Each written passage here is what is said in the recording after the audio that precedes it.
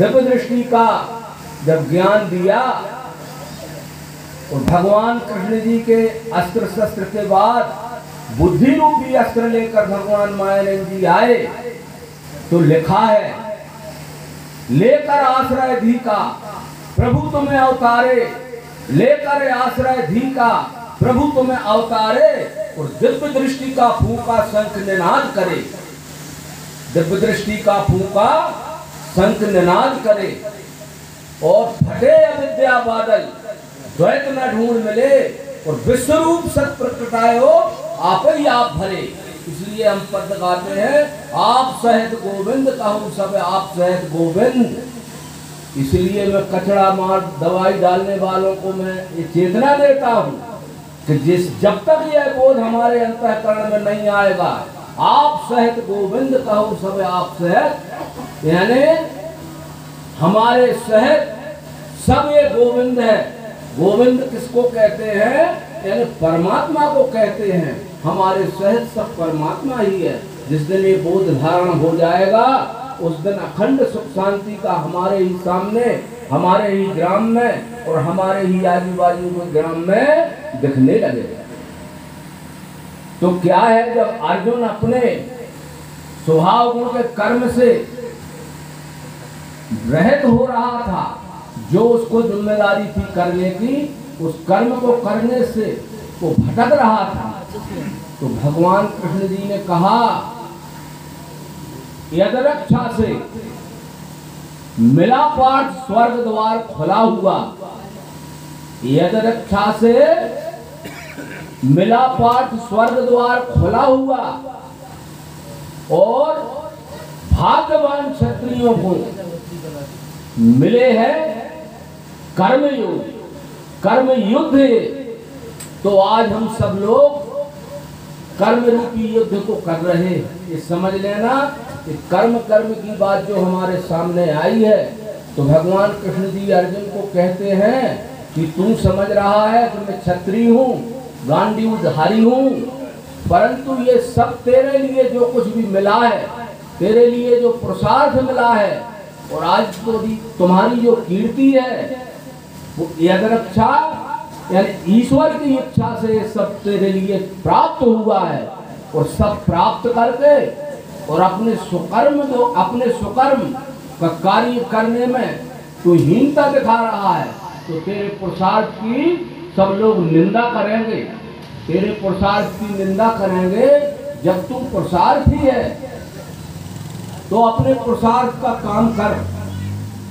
और ये मैं कहता हूँ, भगवान कृष्ण जी कहते हैं। आज भगवान कृष्ण जी के जन्माष्टमी महोत्सव हम मना रहे हैं, भगवान को मना रहे हैं, भगवान को मानते हैं, इसलिए उनकी बात भी मानने का हमारे लिए अधिकार है। और बात नहीं मानी तो भगवान कृष्ण जी की जन्माष्टमी हो या भगवान रामचंद्र जी का जन्म महोत्सव हो, मनाने से कोई लाभ होने वाला नहीं है। वो कहते हैं भाग्यवान क्षत्रियों को युद्ध कर्म मिलता है, तो भाग्यवान तू क्यों है, हम भी भाग्यवान क्यों हैं, यह न समझे। हम सब अर्जुन के रूप में बैठे हैं। ये तो हम शिक्षा भगवान कृष्ण जी की जो ले रहे हैं, हम सब अर्जुन के रूप में हैं। वो कहते हैं तू भाग्यवान इसलिए है कि मैं अवतार के रूप में आया हूँ और मेरी मंत्रणा तुझे प्राप्त हो रही है, और सद्धर्म में चलाने के लिए मैं अंगुली निर्देशित कर रहा हूँ। तो ऐसा योग मिलने वाला दूसरे क्षत्रियों को नहीं मिलता, क्योंकि आज तेरे साथ मैं हूँ, तेरा रथ का संचालन मैं कर रहा हूँ, और मैं एक सद्गुरु के रूप में हूँ और सत्य का बोध करा रहा हूँ। इसलिए ऐसा योग, ऐसा समय भाग्यवान क्षत्रियों को मिलता है। तो हम भी क्यों ना भाग्यवान हैं कर्म करने के लिए। किसके पास 5 ज्ञान इंद्रियां नहीं है, किसके पास कर्म इंद्रियां नहीं है, किसके पास बुद्धि नहीं है, और किसके पास ये ईश्वर का जीव भाव, जीव आत्मा नहीं है। यानी सब साधन संपन्न है। इसलिए थोड़ी विचार बदलना है, मानसिकता बदलना है, तो हमारी बुद्धि की मानसिकता बदलना है। जिस दिन हमारी बुद्धि में ये निश्चय हो गया, क्या हो गया नवम बुद्ध अवतार भगवान श्री कृष्ण जी कहते हैं। और आगे भी भगवान कृष्ण जी ने कहा है, जो जब यह तेरी बुद्धि अज्ञान तैर जाएगी, सुना हुआ जो है सुनना भूल जाएगा। यानी ये अर्जुन, अज्ञान रूपी कीचड़ में जब तक तेरी बुद्धि ये फंसी रहेगी, तब तक मैं जो कुछ बता रहा हूँ और जो मैं लोक कल्याण की बात कर रहा हूँ, वो लोक कल्याण करने के लिए तेरा पैर नहीं उठेगा। इसलिए अर्जुन, तेरी ये अज्ञान रूपी कीचड़ में जो बुद्धि फंसी है, इसको पहले ऊपर उठा, यानी कीचड़ से ऊपर ला। आज हमारा भी ये काम है, हम चिल्ला चिल्ला के कहते हैं, इसमें आनंद जी भी कहते हैं, तो ये अज्ञान ग्रसित हमारी जो बुद्धि है, अति आसक्ति में जो हमारी फंसी हुई है, इसको थोड़ा ऊपर उठ के आवे और इस ज्ञान की ओर ध्यान देवें, तो बराबर हम परस्पर एक दूसरे का सहयोग कर सकते हैं। अन्यथा हाल यही होगा, हम बात तो करेंगे सहयोग की, और बात करेंगे सहयोग की, क्योंकि हमें जब हमारा चेहरा देखा तो आपने 2-2, 3-3 माला पहना दी, क्योंकि ये जब हमारा भाव ये हो, हमारा सम्मान जब हो रहा है, सावधान मानद मदहीना, संत सावधान होते हैं, सावधान मानद मदहीना, और धीर धर्म गति परम प्रवीण, जो बुद्धि में सर्वश्रेष्ठ होते हैं, संतों के लक्षण बताए हैं, और धर्म का झंडा लिए हुए हाथ में हमेशा रहते हैं। धर्म का झंडा यानी धर्म के विपरीत कभी कदम नहीं उठता, उनके अंतःकरण में धर्म के विपरीत कभी भी सोच भी नहीं होती उनके अंतःकरण में। तो धर्म धीर और धीरी के वे एक उनका जो शरीर है ना, वो पूरा शरीर धीरमय हो जाता है, कभी भी उनकी धीरज नहीं टूटती, सुख दुख का अनुभव करते हुए भी कभी विचलित नहीं होते। धीर धर्म गति परम प्रवीणा, यानी सर्वश्रेष्ठ बुद्धिमान होते हैं। इसलिए अवतारों की कला है, अवतारों की विद्या है, ऐसा हमको समझना चाहिए। और भगवान कृष्ण जी ने अंत में कह दिया हम सबको लिए अर्जुन के बहाने, यद्यपि पापियों में तू होगा सबों से बड़ा। अरे भगवान कृष्ण जी डंका ठोक के कह रहे हैं, भाई यद्यपि पापियों में तू होगा सबों से पाप में बड़ा, तो ज्ञान नौका ले तरेगा निधि पाप। अरे अर्जुन, तू तो पुरुषार्थी है, यानी ज्ञानवान है, परंतु तू ये सोचता है कि लोक कल्याण करने में या दुराचारियों के मारने में पाप लगता है, तो मैं गारंटी लेता हूँ सबसे बड़ा पापी भी होगा, परंतु तू मेरे ज्ञान रूपी नौका को ले, ज्ञान रूपी नौका को धारण कर ले। मैं गारंटी लेता हूँ कि पाप के समुद्र में डूबा हुआ व्यक्ति मैं निकाल के और स्वर्ग में भेज सकता हूँ। बताइए, आज हम इसी बातों में तो उलझे हैं, क्योंकि भगवान कृष्ण जी आगे भी कहते हैं, जिस युक्ति के द्वारा, जिस सिद्धांत के द्वारा ये क्या है, पाप से रहित हो जाता है, जो गारंटी ले रहा है भगवान कृष्ण जी, वो किस बात की ले रहे हैं कि तू ज्ञान नौका ले करेगा निधि।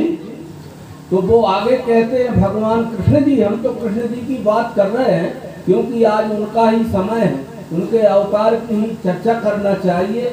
वो कहते हैं मेरे सिद्धांत की निंदा करते हैं आचरण नहीं, मेरे सिद्धांत की निंदा करते हैं आचरण नहीं, वो सब मूर्ख अज्ञानी भ्रमे नष्ट हो चुके। तो ऐसा कुछ विद्वान कहते हैं, अवतारी पुरुषों की जो विद्या होती है, अवतारों की जो कहे हुए शब्द है, उनमें यदि हमने व्यक्तिगत मिलावट कर दी तो मिलावट करने वालों की खैर नहीं है। वो कहते हैं वो सब मूर्ख हैं, अज्ञानी हैं, भ्रमी हैं और नष्ट हो चुके।